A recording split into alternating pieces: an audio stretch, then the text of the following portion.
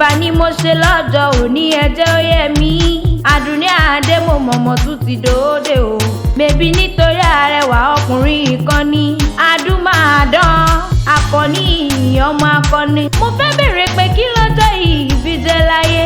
Ọjọ́ tàbí ni tí màmá kígbe ó ta mí ó ro mí. Bèbí pé ìhòjà sásán. Ẹrù oṣù mẹ́sàn-án ó já sí wàhálà. Inú bàbá ò dùn. Pàlà kan ni òun mórí wáyé.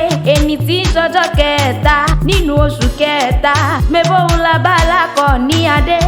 Ṣebí nítorí ògo ni o.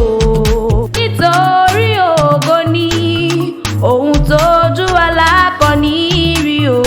Nítorí ògo ni òun tójú akọ̀ọ́ni Adélékè ti rí.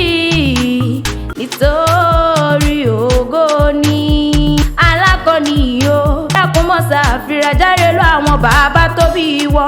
Bàbá rẹ̀ lọ́mọ aládó moro. Adó àdógbó, adó kege agbọn, adó àdóyè, adó ìlàjẹ, adó àmùwà, adó alálẹ̀ ní tààkọ́.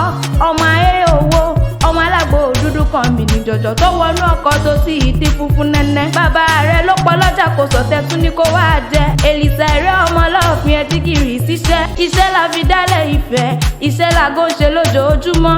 Bàbá rẹ̀ lọ́mọ ká fọwọ́ wá, ká fàjẹ́ wá, ká dójú àpamí, ká sọ panu, ká sàjẹnu, ká wá fò gèdègèdè ọwọ́ wa kọ̀délù ìṣeré ọlọ́ọ̀fin. Bàbá rẹ̀ tún lọ́mọ ọjọ́ mu, ọmọ ọjọ́ mu òṣòrí gẹ̀ǹgẹ̀. Èrò yóò ṣorí gẹ̀ǹgẹ̀ èṣọmọ ọjọ́ mu. Ọmọ òmùgbà lọ sọjà fetí kó láwálé. Ọmọ ọlọ́kọ̀ tí ń kọ bìrì sílẹ̀ tóbìrì ń délé. Tọ́lọ́tẹ́ ní ẹkún wípé ẹyẹ bá mi ìbọkọ mi. Ẹni àbí ire Bádélékè ò bá jọ́pọ̀ ẹni. Bébí yóò sì jàlé ẹni. Olúwa jù wọ́n lọ akíkanjú ọmọ. Èyí tí mo ń forí ewì sọ̀rọ̀ fáráyé. Ọmọ olóbí òrì orí akẹ́bẹ̀ orí kì í tani lára. Olúwa jù wọ́n lọ ilé ìyá rẹ̀ tún yá.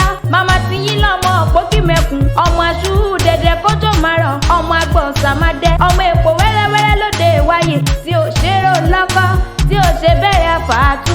Bóòrò ẹjọ́ bóòrò ọ̀ràn. Ọmọ èkúrú ló máa gbà ní àbẹ̀tẹ̀ àbí àyúbó tàbí wìnìwìnì fárágbà. Ọmọ afàpá àdìọ́ra. Ọmọ adétúmọ̀ fìlà. Ọmọ àjànà. Ọmọ ṣógún léwẹ̀. Ọmọ ẹlẹ́gbàgbì.